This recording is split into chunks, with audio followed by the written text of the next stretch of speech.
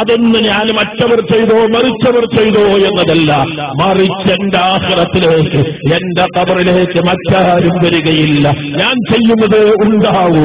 എനിക്ക് ഖുർആൻ ഓതാൻ കഴിയണം, എനിക്ക് പള്ളിയിൽ ഈ റമദാൻ 30 ദിവസവും തസ്ബീഹ് നിസ്കരിക്കണം.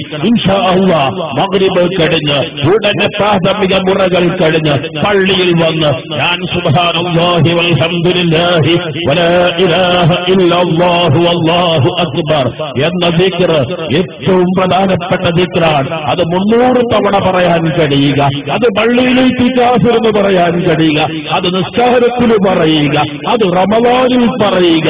അതിനേക്കാൾ വലിയ ഭാഗ്യബന്ധുണ്ട്. അതുകൊണ്ട് തന്നെ ഇന്ന് ഇവിടെ കൂടിയ ചെറുപ്പക്കാരോട് പറയാനുള്ളത്, ഒരു ദിവസം പോലും നഷ്ടപ്പെടുത്തുകയില്ല. നോമ്പ് സൽക്കാരത്തിന് പലവരും വിളിച്ചേക്കാം, പലരും നിർബന്ധിച്ചേക്കാം.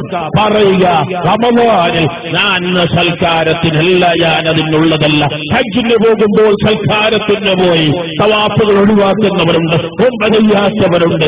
എന്തൊരു ഭാഗ്യക്കേട്, എന്തൊരു ദൗർഭാഗ്യകരം. നഊദുബില്ലാഹ് രക്ഷിക്കണേ അല്ലാഹ്. റമദാൻ സൽക്കാരങ്ങൾക്ക് വേണ്ടി നീക്കേണ്ട മാസമല്ല, പർച്ചേസിന് നീക്കി വെക്കേണ്ട മാസമല്ല, അല്ലെങ്കിൽ നേരം ടൈം പാസിങ്ങിന്റെ മാസമല്ല, ഇബാദത്തുകൾ വർദ്ധിപ്പിക്കേണ്ട മാസമാണ്. അതുകൊണ്ട് തന്നെ ഇഅ്തികാഫുകളും ഖുർആനോത്തുകളും ദിക്റുകളും സ്വലാത്തുകളും കരഞ്ഞൊലിഞ്ഞ് കണ്ണുനീര് റബ്ബിലേക്ക് എല്ലാ ദിവസവും നിങ്ങൾ ഒരുക്കിയിട്ട് റബ്ബിനോട് സങ്കടത്തോട് പറയട്ടെ.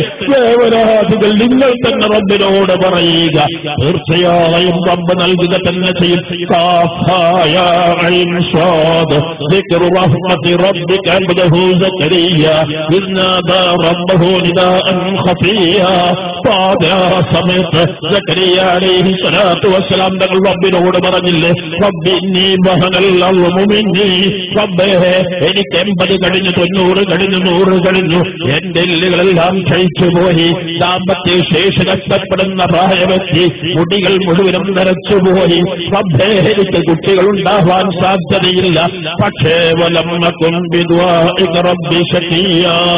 ഒരു വിശ്വാസം എനിക്കുണ്ട്, ഇതെല്ലാം വൈദ്യശാസ്ത്രത്തിന്റെ കണക്ക് കൂട്ടലാണ്. പക്ഷെ നിന്നോടാണ് ഞാൻ ചോദിക്കുന്നത്, എല്ലുകൾ ക്ഷയിച്ചവരോട്, ദാമ്പത്തിക ശേഷി തളർന്നവനിക്ക് അത് നൽകാൻ നിനക്ക് കഴിയും. നിങ്ങൾക്ക് മക്കൾ നൽകാൻ നിനക്ക് കഴിയും. ഞാൻ എന്റെ ശേഷം എന്റെ അനന്താവകാശികളെ ആത്മമൂത്താപ്പാരുടെ മക്കളാണ്. അവർ എന്റെ മാതാവിലല്ല, അവർ എന്റെ ഭാഷം വലിച്ചെറിയും. അതുകൊണ്ട് അതിന് നീ എന്നെ വെക്കല്ല എന്നെല്ലാ സങ്കടങ്ങളും പറഞ്ഞുകൊണ്ട്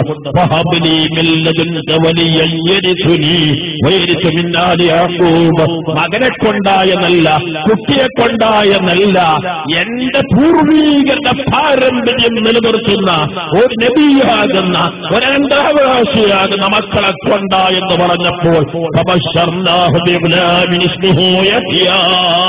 ആ വാർദ്ധക്യത്തിൽ അല്ലാഹു തആല എന്ന കുട്ടിയെ നബിയെ അല്ലാഹു തആല കൊടുത്തില്ലേ? ഇങ്ങനെയൊക്കെ ദുആ ഖുർആൻ പഠിപ്പിച്ചത് എന്തുകൊണ്ട്? നമുക്കും ഇതേ ശൈലിയിൽ റബ്ബിനോട് പറയണം. പച്ച മലയാളത്തിൽ പറയുക, റബ്ബേ ഞാൻ 38കാരനാണ്, റബ്ബേ ഞാൻ പലതും പഠിച്ചിട്ടുണ്ട്, എനിക്ക് വിദ്യാഭ്യാസമില്ല, അല്ലെങ്കിൽ വിദ്യാഭ്യാസമുണ്ട്, എനിക്ക് തൊഴിൽ ലഭിച്ചിട്ടില്ല. ഈ റമദാൻ കഴിയുമ്പോഴേക്ക് എനിക്ക് നല്ലൊരു തൊഴിൽ വേണം, റബ്ബേ എനിക്ക് നല്ലൊരു സ്ഥാനത്തിന് എത്തിക്കണം എന്ന് റബ്ബിനോട് പറയാൻ കഴിയുക. റബ്ബേ നീ തൗഫീഖ് നൽകണേ അല്ലാഹ്. നമുക്ക് ദുആ ചെയ്യാം, റബ്ബ് സ്വീകരിക്കുമാറാവട്ടെ. അതുകൊണ്ട് തന്നെ ഇന്ന് പിരിയുമ്പോൾ ഇതൊരു കേവലം കൂടി പിരിയലാവരുത്. റമദാനിനുള്ള മുന്നൊരുക്കമാണ്, റമദാനിനുള്ള പ്രോജക്ട് തയ്യാറാക്കലാണ്, റമദാനുള്ള ടൈം ടേബിൾ തയ്യാറാക്കലാണ്. ആ ടൈം ടേബിൾ ഒരിക്കലും ഞാൻ മാറ്റുകയില്ല എന്നൊരു നിശ്ചയം നിങ്ങൾക്കുണ്ടാവുക. പ്രിയപ്പെട്ട സഹോദരിമാരോട് പറയാനുള്ളത്, നിങ്ങളുടെ മക്കളെ നിർബന്ധമായി, നിങ്ങളുടെ ഭർത്താക്കളെ നിങ്ങൾ വീണ്ടും വീണ്ടും നിങ്ങൾ പറഞ്ഞാൽ കേൾക്കുന്നൊരു സമയമുണ്ടല്ലോ, അവിടെ വെച്ച് നിങ്ങൾക്ക് പറഞ്ഞുകൂടെ? പ്രിയപ്പെട്ടവരെനിക്ക് നിങ്ങളോടൊന്ന് പറയാനുണ്ട്. നിങ്ങളൊന്ന് വള്ളിയിൽ ബോഹിക്കുന്നത് കാണാൻ ഞാൻ ആഗ്രഹിക്കുന്നു. അങ്ങനെയൊന്നും എനിക്ക് കാണാൻ കഴിയില്ലേ, അങ്ങനെയൊന്ന് കേൾക്കാൻ എനിക്ക് കഴിയില്ലേ എന്ന് നിങ്ങളൊരു തുള്ളി കണ്ണീര് ചുറ്റിയ ഏത് വള്ളിയിൽ കയറാത്ത ഭർത്താവും കയറുക തന്നെ ചെയ്യും. ആരെയും വശീകരിക്കാൻ കമ്പനികൾക്ക് പവർ തന്നിട്ടുണ്ട്.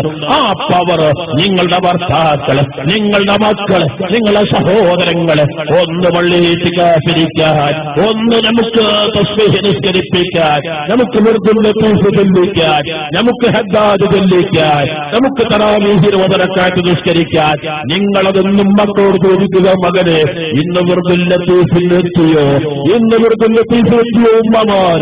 ഞാൻ ആലോചിച്ചു പോവുകയാണ്. ഞങ്ങളുടെ കുട്ടിക്കാലത്ത് ഒരു 10-11 വയസ്സുള്ള സമയത്ത് റമളാനിന് രാവിലെ 9 മണിയാകുമ്പോഴേക്ക് ഉപ്പയുടെ ഉമ്മ വന്നുകൊണ്ട് പറയും, അമ്മയിലും പിന്നെയും അടിച്ചും വലിച്ചും തൂന്തിയും മോനെ 9:30 ആകുമ്പോഴേക്ക് പള്ളിയിലെത്തില്ലെങ്കിൽ ഉപ്പ വന്നാൽ ആദ്യം ചോദിക്കുന്ന വാക്കതായിരിക്കും, മോനെ തല്ലും കേട്ടോ, തല്ലെനിക്ക് കാണാൻ കഴിയില്ല മോനെ എന്ന് പറഞ്ഞ ഉമ്മ റബ്ബേ അവരുടെ ഖബറിനെ സ്വർഗ്ഗമാക്കണേ അല്ലാഹ്.